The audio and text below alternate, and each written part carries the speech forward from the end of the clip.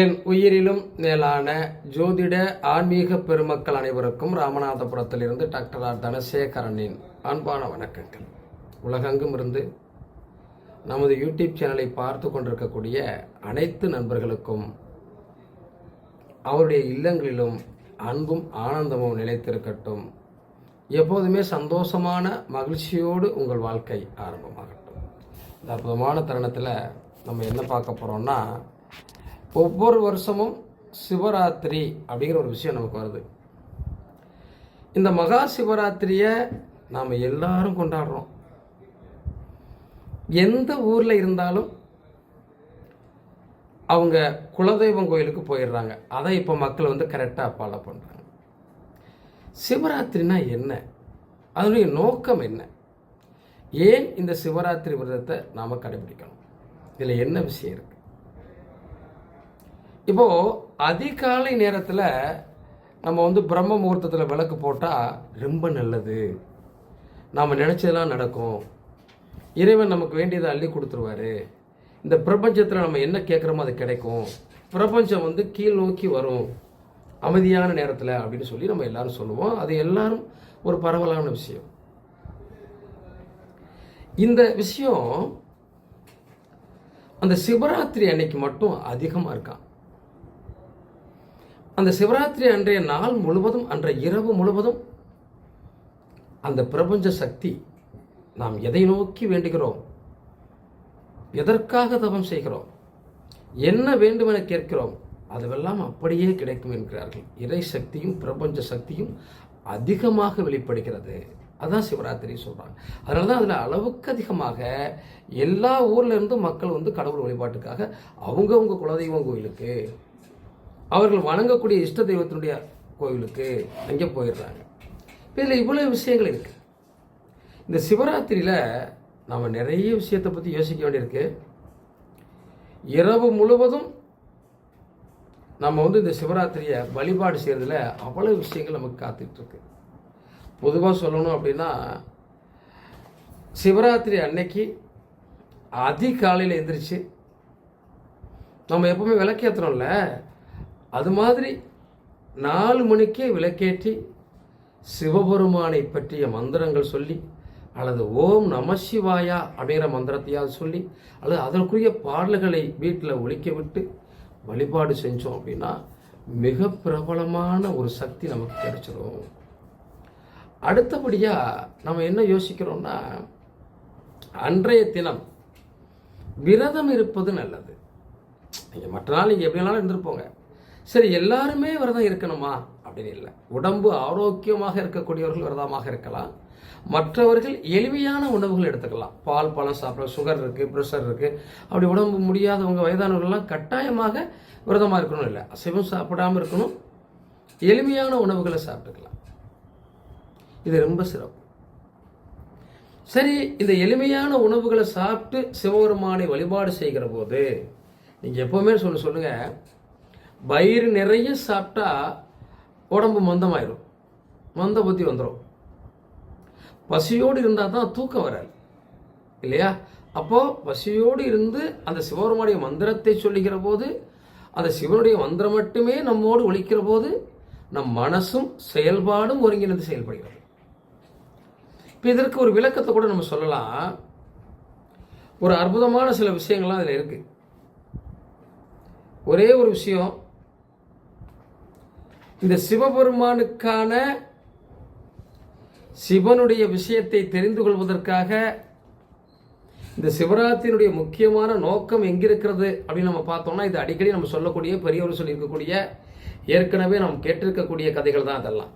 அப்படி பார்த்தோம்னா, வாரணாசி அப்படிங்கிற அந்த காட்டு பகுதிகளில் ஒரு வேடன் வேட்டைக்கு போடுறது வழக்கம். அது உணவுக்காக, அப்போ உள்ளவர்களெல்லாம் உணவுக்காக வேட்டையாட போகிறது. தன்னுடைய குழந்தைகளுக்கு, மனைவி மக்களை காப்பாற்றுவதற்கு. இன்றைக்கி நம்ம எதற்கோ சம்பாதிக்கிறோம் அப்படின்னா, அன்றைக்கு உணவுக்காகத்தான் மக்கள் கஷ்டப்பட்டாங்க. நம்முடைய தாத்தா பாட்டிகள் கூட, நம்முடைய முன்னோர்கள் கூட உணவுக்காக ரொம்ப கஷ்டப்பட்டாங்க. சாப்பாட்டுக்கு அந்த வருஷத்துக்கு நம்ம பிள்ளைகளை காப்பாற்றுறதுக்கு நமக்கு உணவுக்கு இருந்தால் போதும். ஒரு குடிசையில் இருந்து வாழ்ந்தாங்க, எளிமையான வாழ்க்கையை வாழ்ந்தாங்க. அப்படி வாழக்கூடிய காலகட்டங்களில் வாரணாசி காட்டுப்பகுதிகளில் ஒரு வேடன் உணவுக்காக வேட்டையாட போறார். அன்று முழுவதும் எதுவுமே கிடைக்கல, ஒரு முயல் கூட கிடைக்கல. இரவாயிருச்சு, நைட் ஆயிடுச்சு, தேடி தேடி அலைஞ்சு காட்டுக்குள்ள போய் திரும்ப வர முடியல, இருட்டிருச்சு, நல்ல இருட்டு. சரி, நம்ம இப்போ இந்த இருட்டுக்குள்ளே போனோம்னா கரடி புலி சிங்கத்தில் மாட்டிடுவோம், ஏதாவது மிருகங்கள் நம்மளை வேட்டையாடி சாப்பிட்டோம் அப்படின்னு ஒரு பயத்தில் நடுங்கி மரத்தின் மீது ஏறி அமர்ந்து கொள்கிறார். ஏன்னா அந்த மிருகங்கிட்ட தப்பிக்கிறதுக்காக விடிஞ்ச ஒன்று நம்ம இறங்கி போயிடலாம். இப்போ இந்த நேரத்தில் மரத்தின் மேலே இருக்கும்போது நல்ல பசி, தண்ணி இல்லை, சாப்பாடு இல்லை, என்னமாவது கிடைக்கும்னு பார்த்தோம், கிடைக்கலையே, ஒன்றுமே உணவுக்கு கிடைக்கலையே. அப்போ பட்னியோடவே மரத்து மேலே ஏறி அந்த விடன் அமர்ந்திருக்கிறான். பசியாகுது, தூக்கம் வருது, தூங்கிட்டா கீழே விழுந்துருவோம். அப்போ தூங்காமல் இருக்கணுமே அப்படின்றதுக்காகலாம் மேலிருந்து ஒவ்வொரு இலையாக பிச்சு பிச்சு கீழே போட்டுகிட்டே இருக்கார். கீழே சிவலிங்கம் இருக்கிறது. அன்று சிவராத்திரி, அதை பற்றியெல்லாம் அவருக்கு தெரியாது. அவர் இரவு முழுவதும் ஒரு வில்வ இலையை பிடுங்கி பிடுங்கி ஒரு இலையா போட போட போட அது சிவனுடைய லிங்கத்தில் விழுந்து கொண்டே இருக்கிறது. அது இரவு முழுவதும் அதை செய்கிறார். ஏன்னா தூக்கம் இல்லாமல் இருக்கணும்ல, அசந்தா தூங்கிடுவோம்ல. அப்போ பசியோடு இருக்கிறார். அன்றைய நாள் முழுவதும் அவருக்கு உணவு இல்லை, தண்ணி இல்லை. அப்போ விரதம் அனுசரிக்கப்பட்ட ஒரு நிலையும் அவருக்கு ஏற்பட்டுருச்சு. அப்போ உணவு அருந்தலை. இரவு முழுவதும் சிவனுக்கு அர்ச்சனை செய்தது போல அது வில்வ இலையால் அர்ச்சனை செய்வது மிகப்பெரிய சிறப்பு, சிவனுக்கு பிடிக்கும். அவர் தெரிந்தோ தெரியாமலோ வில்வ மரத்திலேயே மேலே அமர்ந்திருக்கிறார். அப்போ வில்வ இலையை பறித்து போட்டுக்கிட்டே இருக்கார். அப்போ இரவு முழுவதும் சிவராத்திரிக்கு சிவனுக்கு அர்ச்சனை செய்த புண்ணியம் அவர் கிடைச்சது. விடிய எஞ்சிருச்சு, லேசாக சூரியனுடைய வெளிச்சம் வரப்போகுது. அப்போது இறங்கி போயிடலான்னு வரும்போது தான் சிவபெருமானும் பார்வதியும் காட்சி அளிக்கிறாங்க. பக்தா, உன்னை நாங்கள் மெச்சினோம்.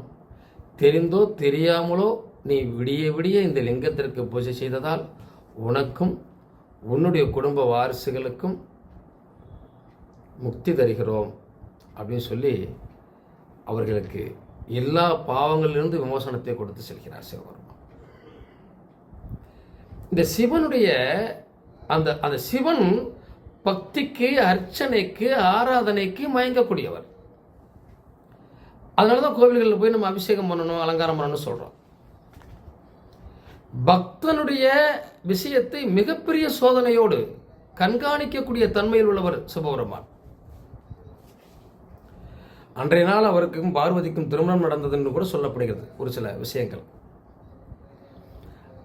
அது மட்டுமல்ல, திருத்தொண்ட நாயனார் அப்படின்னு சொல்லுவோம். இவர் பல்லவர் மன்னவருடைய படையில தளபதியாக இருந்தவர்.